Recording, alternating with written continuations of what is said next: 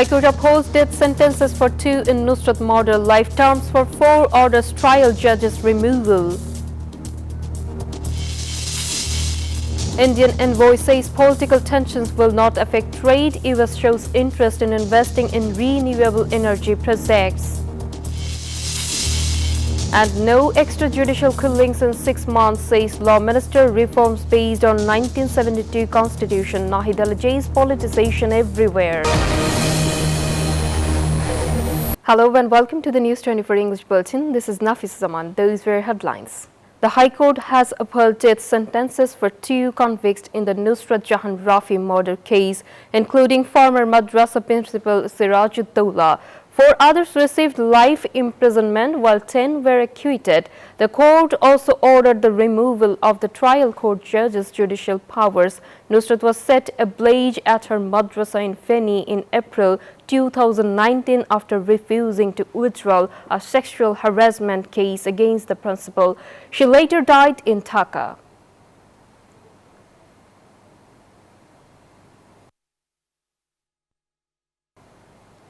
The family of Nusrat Jahan Rafi has expressed satisfaction with the High Court verdict in her murder case. They have demanded swift execution of the sentences and security assurances for themselves. On Thursday, the court upheld the death penalty for former principal Sirajud-Dawla and others. 4 others received life terms while 10 were acquitted. Nusrat was harassed by the principal in 2019. When she filed a case, she was doused in kerosene and set on fire on the madrasa rooftop. She died on April 10th. Indian High Commissioner Dinesh Trivedi said political tensions will not affect Bangladesh-India economic ties. He made the remarks after meeting Commerce Minister Khandakar Abdul Muqtadir in Dhaka. Trivedi said the relationship has both political and economic dimensions. He said political issues are normal in democracy while people want development. The Commerce Minister said they discussed border trade, reopening border hubs and expanding bilateral trade.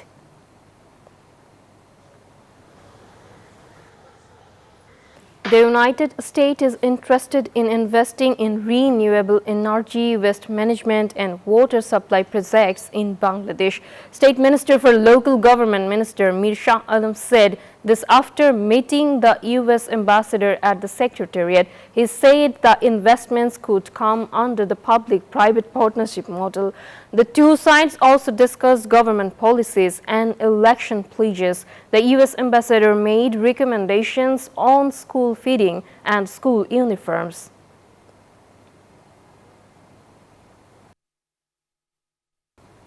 BNP Acting Secretary General Ruhul Kabir Rizvi has warned of tough action against those committing crimes using the party's name. He said BNP will value dedicated and qualified leaders. Speaking after paying tribute at Zia Uddan, Rizvi expressed hope that nominated candidates will win peacefully in local elections without party symbols. He also said action is being taken against wrongdoers across the country who misuse the BNP name.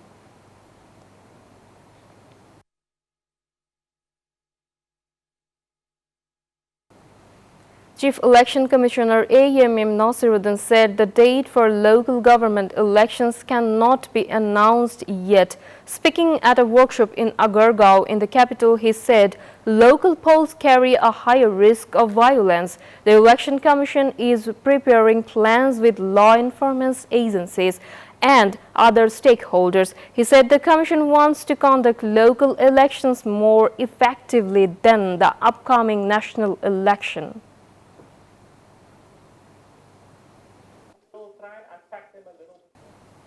Law Minister Asaduzzaman said constitutional reforms must follow the principles of the 1972 Constitution. Speaking at a national dialogue in Dhaka, he said there have been no extrajudicial killings in the past 6 months. He said the Human Rights Commission Act and Enforced Disappearance Prevention Act were poorly handled in the past.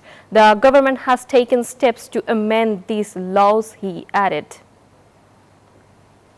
তো আমরা 8টা বিষয় বেছে নিয়েছি তার মধ্যে Prime Minister Tariq Rahman has ordered a review of restoring universal stipends for girls from class 6 to graduation. He gave the directive at the meeting on a Prime Minister's Education Assistance Trust in Dhaka. The meeting reviewed the trust activities and its role in preventing students from dropping out. The Prime Minister also stressed that the students' meals must be nutritious, safe and high quality, with no compromise.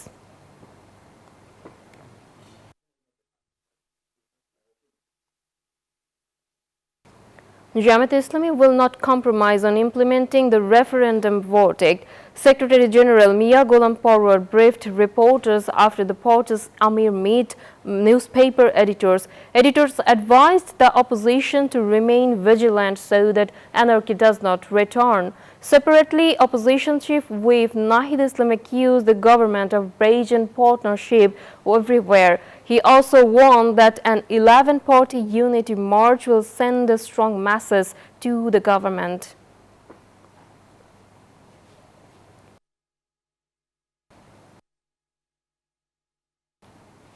Research organization CPD has raised serious doubts over the country's ambitious revenue collection goals for the 2026-27 fiscal year.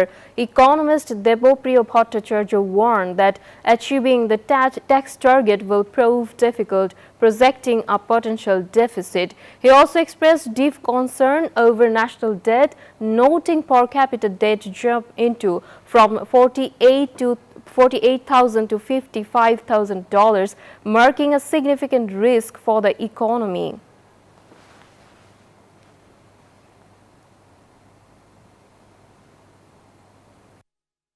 Civil Aviation and Tourism Minister Rashiduzzaman Millat has announced that Cox's Bazar International Airport will be inaugurated in October. Prime Minister Tariq Rahman will open the facility. The minister spoke after a meeting at the Secretariat. He said work to transform the airport is progressing. Initiatives have been taken to launch direct international flights.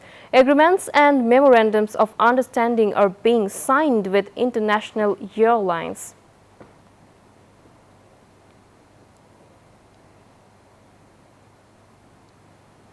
That's all from the newsroom today. Thank you for watching News 24. Please stay with us.